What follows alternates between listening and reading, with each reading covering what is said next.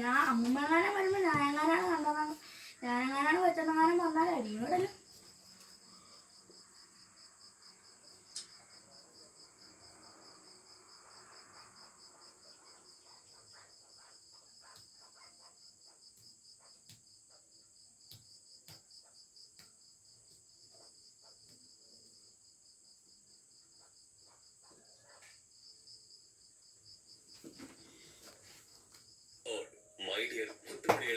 എല്ലാവർക്കും സുഖമല്ലേ? കുറെ കാലങ്ങൾക്ക് ശേഷം നമ്മൾ തിരികെ വന്നിരിക്കുകയാണ്.